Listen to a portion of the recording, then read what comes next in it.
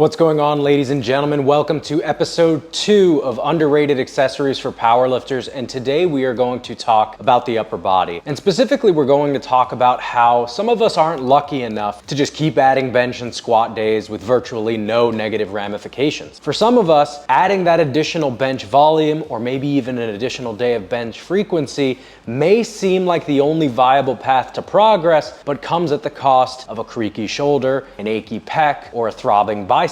So to avoid these problems, I have some guardrails for you in the way of accessory movements that will help you deal with shoulder discomfort, potential pec discomfort, and just getting the arms to feel better and more mobile, not just under the bar on bench press, but also on squat. So without further ado, let's get into it. So like many of you, I want a big bench press. And part of getting a big bench press is of course getting jacked, but for some people, we just have to brute force adding kilos to the bar. For me and my powerlifting career, that answer has been frequency. And for a lot of you, you may be at the point where you recognize, if I want to get the amount of volume I need in and distribute it in a way that I'm not destroyed or just not being productive, I have to add an extra day. But then that's coming at the cost of potential shoulder discomfort or maybe pec discomfort or simply just too much fatigue to really bounce back from, especially as you're trying to low bar squat as well. One of the interventions that I implement whenever I'm upping someone to another day of frequency or they are adopting a new style of technique, let's say they're switching to sinking on the bench press, maybe they're bringing their grip in, is the dumbbell front raise. And I know this sounds kind of odd. I don't think the dumbbell front raise really gets any programming love in the powerlifting world. I would say it's almost a movement that's kind of been thrown by the wayside, even in the bodybuilding community, because the thought is, well, if I'm doing pressing, right, I'm doing my incline, I'm doing my flat bench, I'm doing my overhead, I'm getting plenty of front delt. But that's not necessarily the case for powerlifters, right? In fact, if I'm going with this very, very wide grip and I'm creating a large arch, I'm probably not giving my front delts as much love as they could be given. And one of the first things I often see people complain about when they introduce a new technique or significantly higher frequency bench pressing is this soreness or fatigue in that front delt area. And it makes it very difficult to accumulate meaningful volume. Maybe the singles, the doubles, the triples aren't really causing issues, but those sets of 5+ are really starting to beat up on those front delts. And one of the things that I've found to help with this is just strengthening those front delts in shoulder flexion. So the way that I'm going to program these is twofold. The first one is I'm going to program this after the heavy bench work that I do on my primary day, or I'm going to program it a couple days out, maybe in the middle of the week during another bench day. And the way that I want to execute this that might be different from how you may see it in popular YouTube videos is I actually want to do it with a neutral grip. So what I'm going to do, rather than turn it over, right, maybe doing it the same way that you see an IFBB pro doing it from the old days of, 90s or 2000s bodybuilding, is I want that neutral grip. So the way that it's executed, and I'll put a video demonstration up on the screen, is rather than to turn the dumbbell over, because that rotation might actually cause some discomfort in the shoulder joint, is to actually keep the thumb up and sort of bring it toward the midline. Think of almost like you're bringing it to the top when it's in line with your nostril on that side. So rather than going straight up, rather than turning the wrist over, you're coming up at this slight angle where it's kind of coming in line with the nostril on that same side. And what you're gonna wanna do is have this slight rock into it. So as you lift the left up, you're gonna lean over that left hip and get it in line with that dumbbell. As you lean into the right, it's gonna be in line with that right side dumbbell. And this is something that we're going to do on an alternating fashion.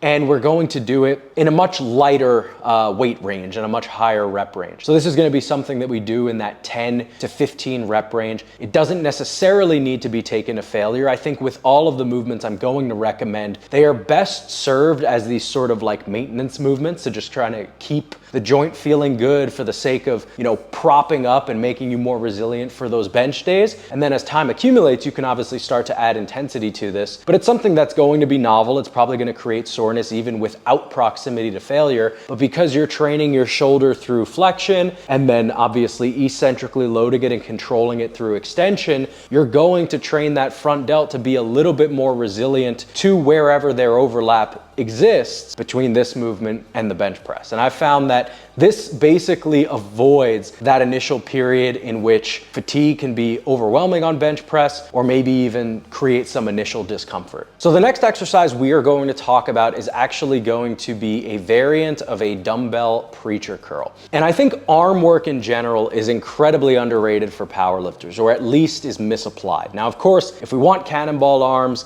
the staple movements you think of are probably going to develop those. The tricep push downs, the dips, the bicep curls of any variant you can think of, but everything is usually done in this sort of mid phase, right? You're not in shoulder flexion or shoulder extension, you're kind of just hanging out right in the middle. And that's great for building muscle, but if we're talking about improving range of motion through the shoulder, we have to be able to move this arm through its full excursion of motion. And one of the things that we're gonna deal with on the bench press is that if we have this compression on the backside, right? We basically have this orientation where our shoulder blades are constantly pinched together, our rib cage is pushed forward in space all the time, and we can't get out of that. We then can't create space between the shoulder blades, right? We can't open up that space. And what can happen from time to time is that if I'm unable to open up space in the back, I can't achieve genuine internal rotation through the shoulder. So as I'm descending in my bench press, what happens is, because the humerus can't rotate the way that it needs to get to the bottom of the press, my pec accumulates a lot more strain than it has to. So a lot of times, of course, if we're adding more bench volume, more frequency, we can run into pec discomfort. So one of the ways that we can remedy that is through a rotational preacher curl. Now, this is executed at the arm level very similar to a preacher curl, right? You're going through this full range of motion and just doing a simple curl. But what you're changing is the orientation of the upper body around the arm. So the first thing that you do is you place this elbow, and again,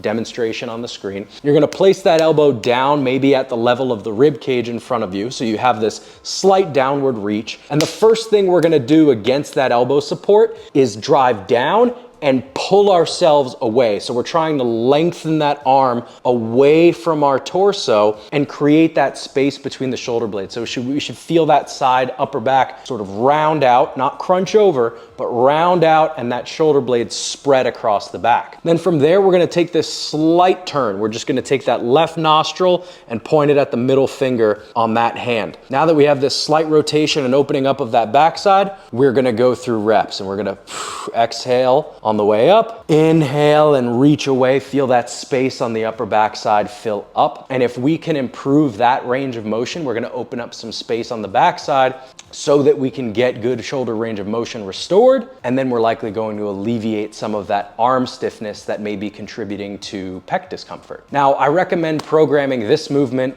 basically anywhere. This can be done prior to benching. This can be done after benching. This can be done in the sessions leading up to an important bench day. It's really a movement similar to what I mentioned before, where it doesn't need to be pushed to failure. And I frankly don't think it's one that you should really ever push to failure. If you want to do regular preacher curls and do that, go right ahead. I think that's obviously one of the best movements you can do for bicep growth. But if we're just talking purely restoring range of motion, the positional element to this is everything, right? So it might be something where you're only loading up a 15-pound dumbbell and you're just trying to get that sensation of getting genuine rotation through the arm and creating space in that upper back. Now, the third exercise can serve as a double whammy in that it's going to help you potentially with both squat and bench press, because you might not be running into the issue of being able to tolerate bench press, but you might not be able to tolerate the amount of bench press you would like to be doing in conjunction with the amount of squatting you have to. So a common problem I see is that you have lifters who maybe low bar squat multiple times a week, and they're really trying to push the bench specificity,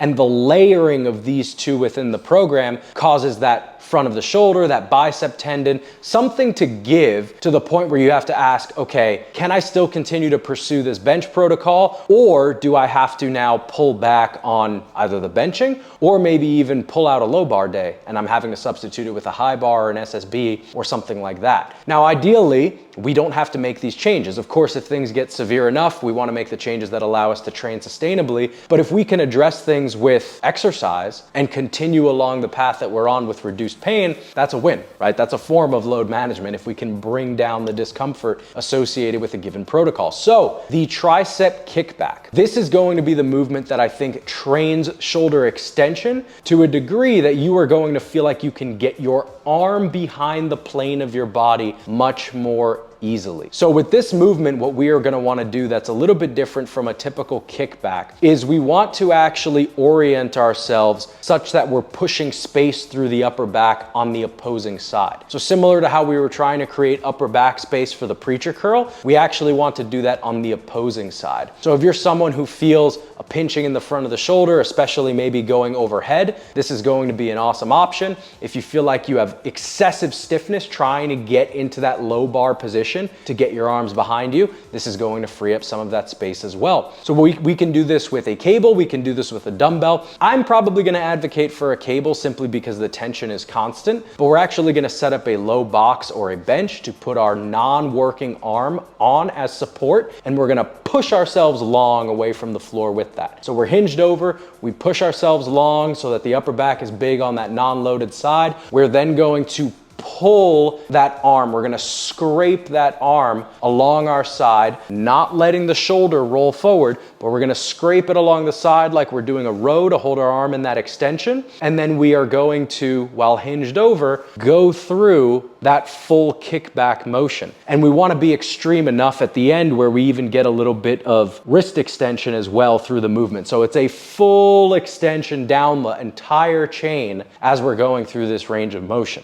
And this can be another movement similar to the arm work, or the bicep work rather, where you can do this prior to squatting or benching. I would highly recommend trying it before squats because I think this is where you'll see the most meaningful impact. Given that when people run into this problem usually, it's usually the case that this surfaces in a more tangible way on squat, but is the fault of the cumulative workload of squat and bench press. So I would be willing to bet if you're dealing with this issue, you do this to warm up before squats, it's going to feel significantly easier to get underneath the bar for your low bar shelf. And the way that you can program this, I would do maybe 3 sets of anywhere from 8 to 12 reps. This is something that you can push kind of heavy. It's not obviously meant to be hyped up and gone to true failure, but you can actually take this movement to the point of, let's say RPE 8 and actually have it feel reasonably heavy, just because it's not a movement where the positioning is more vulnerable. You're not gonna tear the bicep like at the end of a preacher curl or something along those lines. And honestly, for all of these movements, I think you can layer them into your existing program. So you can view them as a separate type of movement from your typical hypertrophy arm work you may already have in your programming for a couple reasons. The first is that we're probably not taking these in close proximity to failure. 2, they're through a range of motion you don't already train, very likely at least. And 3, they're going to be very load limited by nature, right? You're not going to be able to load up excessive amounts of weight on any of these movements, with the exception of the front raise if you're really starting to swing with things. But again, these are meant to be more restorative in that they supplement your journey to being more aggressive with your bench volume and maybe trying to preserve that along with your squat volume. So give it a shot. Let me know what you think. I appreciate all of you guys watching this video. My goal ultimately with this series is to, one part, bolster your joints and your muscles to just be more resilient to handle the times where you are trying to be more adventurous or aggressive with your programming on the main lifts, or to actually provide some kind of direct stimulus to the main lifts that you maybe haven't heard of an exercise providing. And if you're interested in learning more information like this or watching longer form deep dives on powerlifting educational content, head over to Powerlifting Now. It is our $15 a month powerlifting subscription library. It is easily the largest library and database of long form educational content for coaches and athletes alike. And if you want to take the guesswork out of your training, head on over to Strength Now. It is our template-based programming service. Every program purchase comes with an exercise library, a data tracking sheet, and access to our Discord community to share your PRs, ask questions, and meet other lifters running the program. That's all I have for you guys today. As always, my name is Sean Noriega, and I will see you in the next one. Take care.